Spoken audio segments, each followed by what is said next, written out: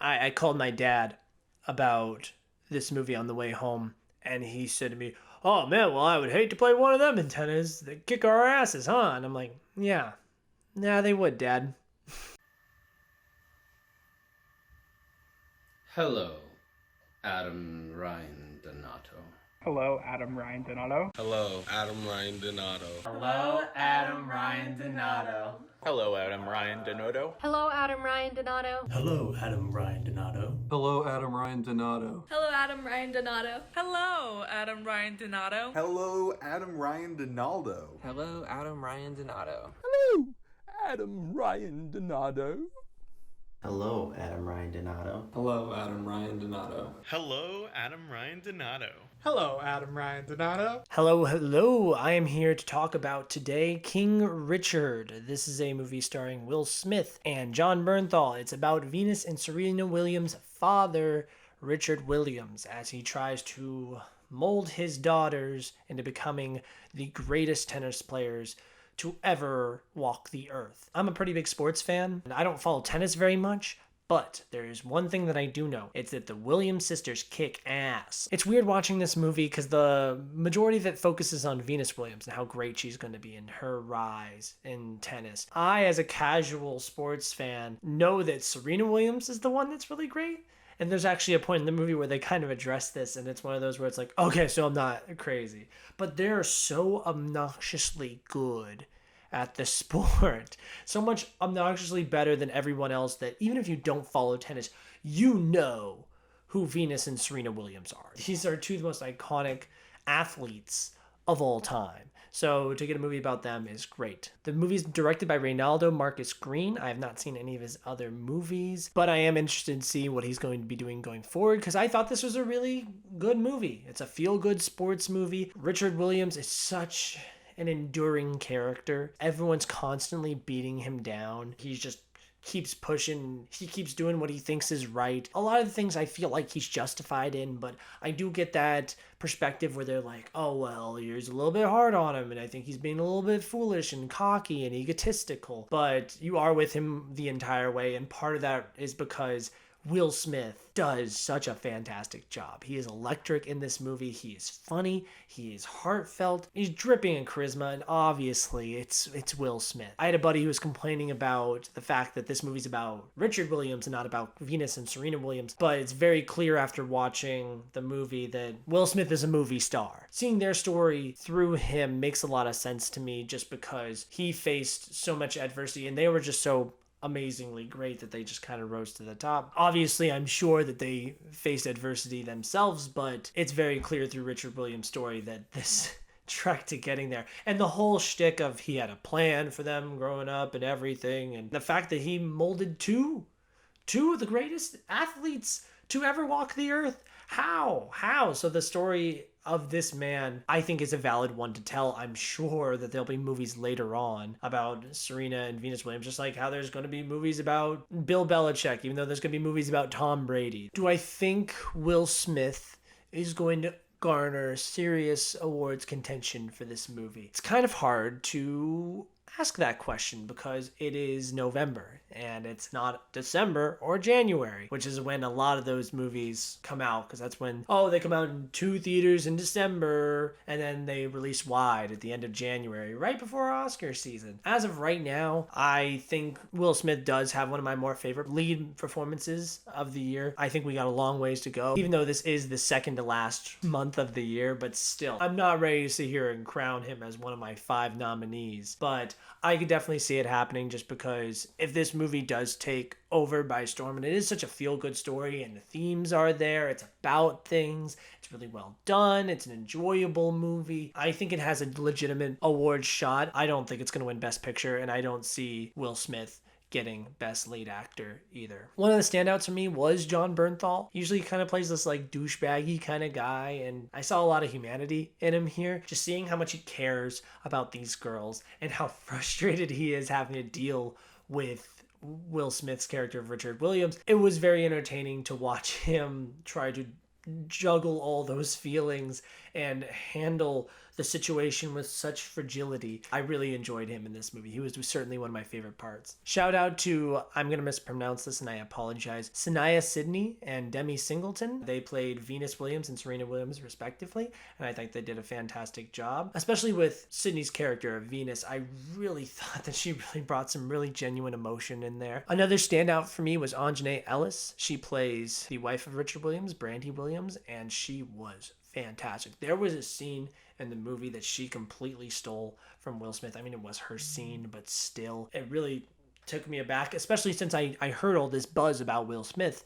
leading up to this movie. So watching this and see her just totally own that scene was fantastic. I mean, she's great in the entire. There's a scene earlier in the movie where she goes to confront one of the neighbors, and you're like, oh man, she's gonna go ape shit on this girl, and she has this very reserved and calculated response. Honestly, it made me even more scared of her. One of the light bulb moments that I had during the screening of this movie was when Will Smith is being interviewed by the guy for television. It hit me like a ton of bricks when I was like, I'm sure LeVar Ball was some kind of an inspiration for this movie. Because this, started being put in production 2-3 years ago? What was in the news 2 to 3 years ago? Oh, LeVar Ball, oh, my sons are the best. Oh, I'm going to create a whole brand around my sons. Say what you want to say about LeVar. He is obnoxious. And similarly with Richard Williams, they're obnoxious.